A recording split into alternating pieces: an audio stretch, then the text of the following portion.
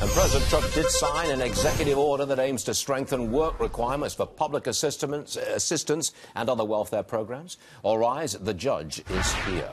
Now, first of all, this looks like a part of the Trump agenda which will happen. The president signed an executive order. There's nothing unconstitutional about an executive order, is there? I'd have to read the executive order. I think the executive order is going to regulate people that the government does business with. So, yes, the president can do that, but it would take congressional legislation to achieve exactly what he wants. And he ought to do it while they have majorities in the Congress. What he wants is to pair a work requirement with the receipt of government welfare, or the demonstration of an attempt to obtain work with the receipt of government welfare. It's not a word we're supposed to use anymore. Transfer payments. Okay, so the president is reforming welfare, yes, by requiring work requirements, not cutting the amount you get. He has a little wiggle room.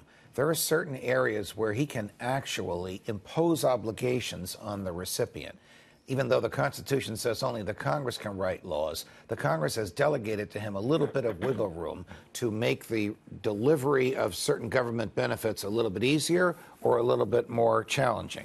But beyond that, would take Congress to do it. It's extremely difficult to take away or limit any program once installed. Oh, my goodness. You almost can't do it. Absolutely. And there's nothing more permanent than a temporary government program. We know that's that. Right. That's right. Look at rent control in New York City. This temporary program started in 1943. It's still got it.